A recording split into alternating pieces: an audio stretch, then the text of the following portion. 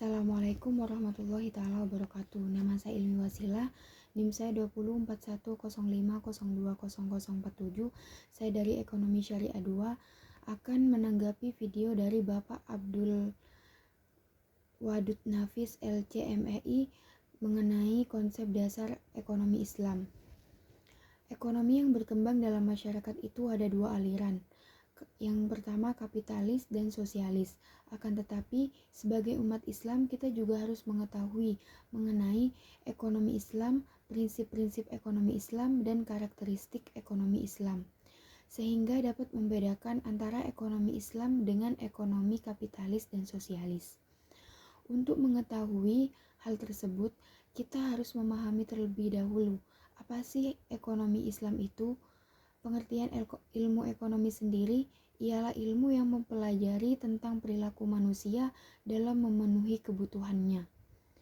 Jika kita sudah tahu apa itu ilmu ekonomi, berlanjut pada apa itu ekonomi Islam. Pengertiannya hampir sama dengan ilmu ekonomi, akan tetapi ekonomi Islam bersandar pada prinsip-prinsip dan nilai-nilai Al-Quran, Sunnah, Ijma, dan Qiyas. Lalu berlanjut pada perbedaan antara ilmu ekonomi Islam, kapitalis dan sosialis. Di dunia ada dua aliran ekonomi yang sangat berkembang, yaitu ekonomi kapitalis dan sosialis.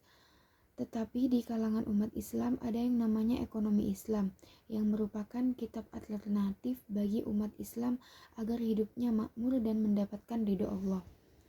Perbedaan ilmu ekonomi Islam, kapitalis, dan sosialis. Menurut sumbernya, dalam ekonomi Islam, sumbernya ialah Al-Quran, hadis, ijma, dan qiyas. Lalu dalam ekonomi kapitalis dan sosialis bersumber pada pemikiran manusia dan pengalaman manusia. Lalu dalam hal kompetisi, dalam Islam kompetisi dikontrol oleh syariat Islam. Lalu dalam kapitalis kompetisi itu bebas, tidak ada rambu-rambu kecuali yang ditetapkan pemerintah. Di dalam ekonomi ini melahirkan monopoli. Dalam sosialis tidak ada kompetisi karena semuanya diatur oleh pemerintah. Lalu yang ketiga, pengakuan kepemilikan. Dalam Islam, pengakuan kepemilikan individu dan umum secara nisbi. Maksudnya ialah semuanya milik Allah. Beda dengan kapitalis dan sosialis, ialah bebas. Kepemilikannya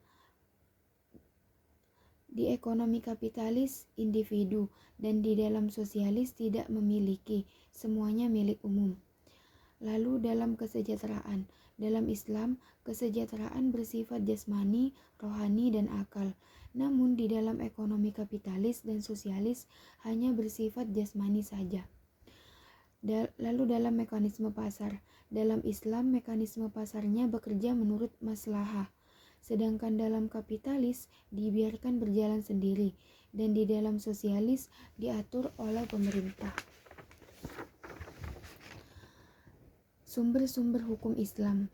Sumber hukum Islam itu ada 4. Yang pertama Al-Quran, yang kedua Sunnah, yang ketiga Ijma, yang keempat Qiyas.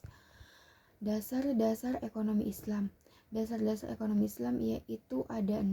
Yang pertama tauhid, mengakui adanya Allah. Yang kedua siddiq dan amanah. Yang ketiga mengakui hak milik individu dan umum. Yang keempat al-adalah atau adil. Yang kelima at-tawazun yang artinya keseimbangan. Yang keenam at-ta'un yang artinya tolong-menolong. Prinsip ekonomi Islam itu harus bebas dari maghrib. Maghrib itu singkatan dari yang maisir yang artinya judi, yang kedua goror yang artinya tidak tahu, dan yang ketiga riba. Lalu yang terakhir karakteristik ekonomi Islam. Karakteristik ekonomi Islam itu ada 8. Yang pertama, ekonomi Islam terikat dengan akidah, syariah, dan akhlak. Yang kedua, harta kepunyaan Allah dan manusia sebagai khalifah. Yang ketiga, larangan maisir, goror, dan riba. Yang keempat, keadilan dan keseimbangan dalam melindungi kepentingan individu dan masyarakat.